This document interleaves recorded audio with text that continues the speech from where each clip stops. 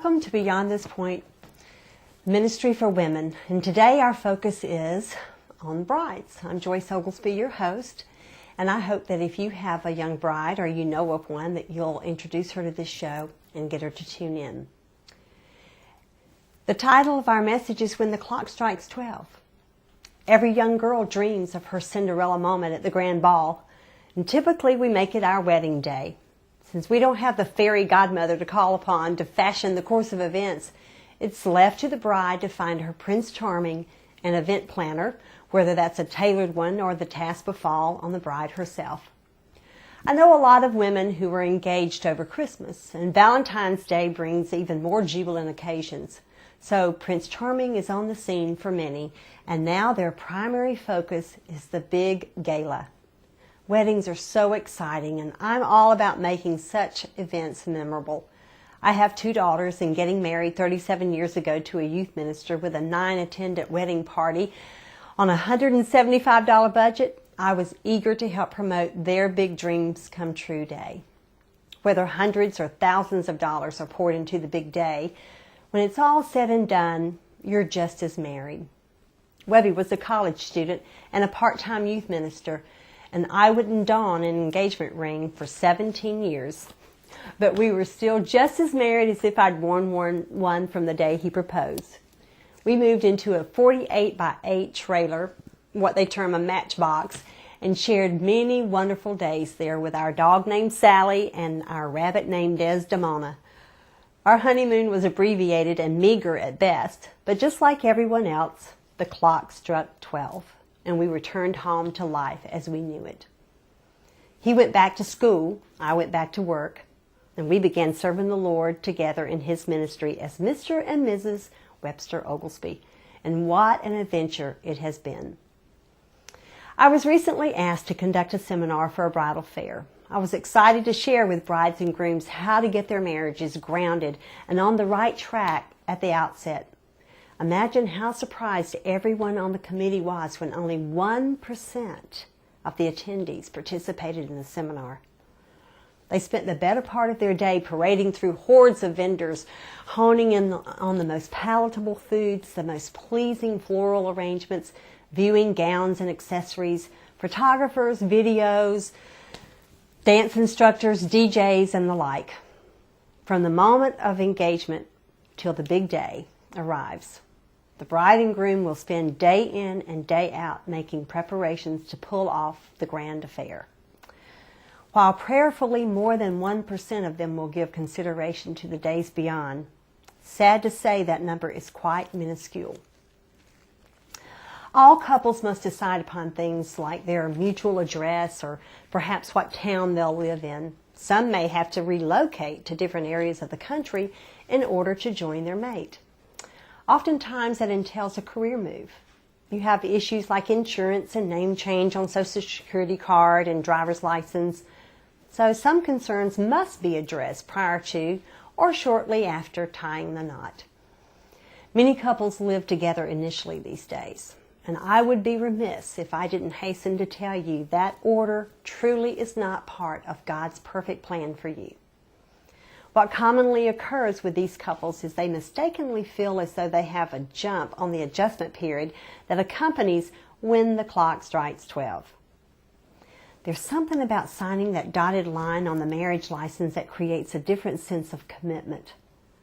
All of a sudden, the little things that may have irritated for the period of time they've been together but were gingerly overlooked, perhaps even ignored, begin to get under the skin a little bit.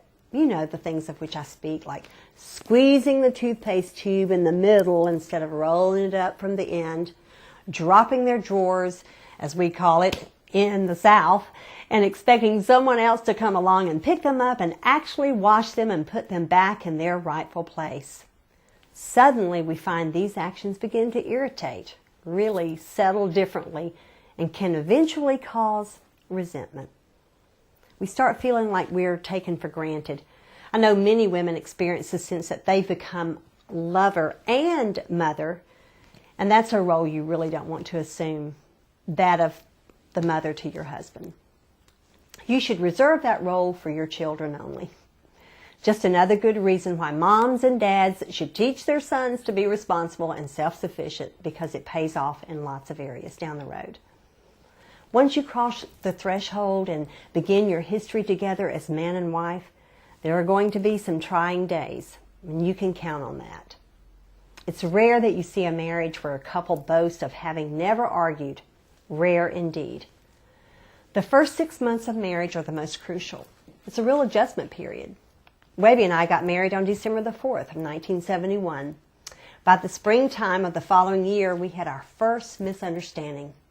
It was over the most foolish thing, truly not worthy of a quarrel. I recall being crushed that he raised his voice at me, leaving the house and not telling him where I was going. I just left for hours. Didn't come home to mom and dad. That was the last place this gal would have gone, I can tell you. But he was so worried about my whereabouts and how it all came down over using his razor. It wasn't that he minded me using it at all. It was one of those that had several blades and you had to click them off as they were used up. Well, I'd never been privileged to use one of those before. I thought that the little dial meant the intensity of the shave, and I wanted a really close shave on these legs since he would be touching them. So I dialed that razor from 1 all the way up to 5. He was in disbelief at what I had done, and I was dumbfounded at his reaction. But that day defined the boundaries for us. That day made him real and not some fairy tale prince. He came down off his pedestal for certain, and I lost my tiara. The honeymoon wasn't over for us, however. We just got a real dose of reality. He knew what I would tolerate, and I knew what would set him off. Because we loved each other deeply then, we never wanted to repeat a similar scenario again. I can say that extreme has never occurred again, but that is not to say we haven't shared differing opinions. I remember making up being quite glorious, but mostly because our hearts were wounded and disturbed at the course of events. Romance has always been a priority for us, so we've never found thrill in arguing just for the sake of making up. Days are too precious to be spent at odds. There would be seasons of ups and downs, changes and new adjustments. Kids came along. That was an adjustment all its own. The simple life where responsibility was limited to 2 and suddenly involves another, and sometimes more so glad, I wasn't in the line to have twins, who is totally dependent upon you to feed and bathe and care for their every need and deprive you of sleep for a while. Oh my. Many compromises will be made in your life during the ongoing saga of children, because trust me, for a proactive parent, it goes on and on and on. It's the thrill of your life, but your life is never your own again. And then just wait, the grands come along. Now that's altogether another fabulous story. Your seasons will be many. There's PMS, menstrual cycles, there's boys' night out and girls' nights out, which pretty much ends after kids, or there certainly should be limited anyway. There'll be career opportunities, promotions that may involve relocation or travel, and that might be new to what you've ever known before as well. I don't find too many people that welcome that adjustment, but sometimes it's inevitable in order to keep the job or get the promotion. In difficult times like we're experiencing now, there may even be job losses. Whether up or down, financial adjustments are usually challenging. I tell couples there's almost always decade adjustments. Each decade seems to bring about alterations of some sort. Of course, the midlife crises and menopause are the ones everyone's especially familiar with. But I believe when you think about it, you find modifications in your thinking, behavior, and reactions to matters outside of those eras. It takes measures of patience, understanding, compromise, and even and especially forgiveness as you uncover each episode of your marriage. Developing keen communication at the outset is going to be imperative if you work through problems that are sure to come along.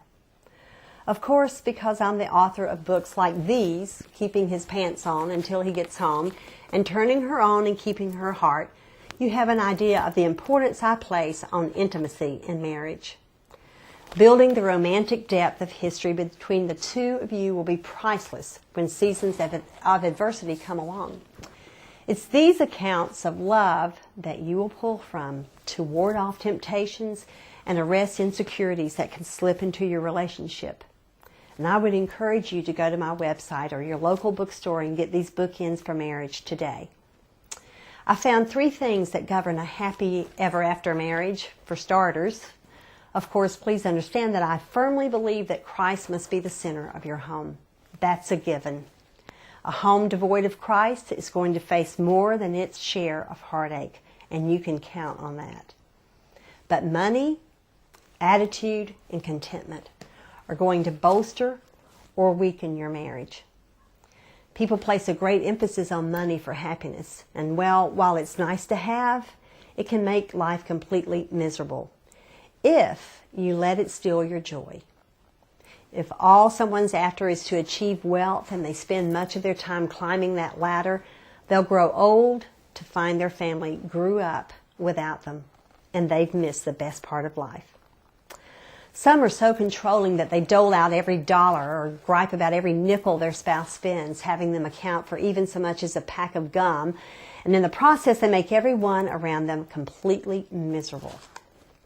I have the highest respect for Dave Ramsey's program. I believe in it 100%. But even Dave Ramsey would tell you not to let it rob you of your joy and time with your family. He understands these priorities. Your attitude is going to set the barometer in the home. Keeping attitude in check, tempering it with love, seasoning it with kindness, and dispensing it with compassion is going to make for a real harmonious home life. We can't all be happy-go-lucky all the time. Sure, you're going to wake up out of sorts some days. It's just human nature that we do that.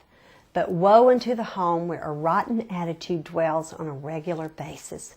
It surely stinks up paradise. I can tell you it's a difficult thing to do, to be even-tempered. My husband wears that hat better than anyone I know, and it dispels the nature for someone to be a hothead around him. He was wrong about the razor, though, just for the record. And I am so teasing about that because we both laugh about how silly that was even today. We strive to maintain an attitude of respect in our home, for each other, for our children, and all who enter the doors. He truly is a shining example of how pleasant home life can be when you put out on the grace of Christ and wear an attitude of unconditional love. You'll recall, if you saw my introduction to Beyond This Point, that he was the teacher I prayed for at the age of 12. He has taught me the art of loving, and for that I am indebted to him and grateful to God for answering my prayer with such a wonderful man. His attitude is one that is constant. You can always count on where he stands in any given situation, and it will always be like-minded with Christ. And that is how he loves his wife, as Christ loves the church. It makes for a beautiful marriage. What a terrific attitude to possess, because it makes my attitude toward him one of complete surrender. Contentment is the reward for balance with money and attitude. Satisfaction abounds in every area of marriage when you're content. It makes the part of till death do you part easy to stand by. So many couples are slicing that from their vows these days. And what a cop-out to God's sacred covenant. It's an open invitation for divorce, so beware, because it predisposes the parties to, well, if this doesn't work, I can get out. What a travesty to the rich heritage you vow to each other on that day that you have dreamed of for so long. Remember, you devoted every waking moment to planning for this festive occasion. Don't compromise on such a fundamental principle in your vows. Perhaps you need to sit down and talk about the future with each other. You know, what happens when the clock strikes 12. It's important. It's for keeps. He tells us in Matthew 19:6, "For this reason a man shall leave his father and his mother, and be joined with his wife, and the two shall become one flesh. Therefore, what God has joined together, let no man put asunder." It's a big responsibility. Put as much thought into it beforehand as you do your grand ball, and you'll have the fairy tale of a lifetime. I hope you tune in next week when we talk more about relationships. I hope you'll join me every week as we explore marriage and God's expectations of husbands and wives and about purity and the sexual environment. I invite your comments and or your questions. Write me at www.joyceoglesby.com with issues you'd like for me to address. Thanks for joining Beyond This Point with Joyce Oglesby. May God bless your days, your marriage, and your life.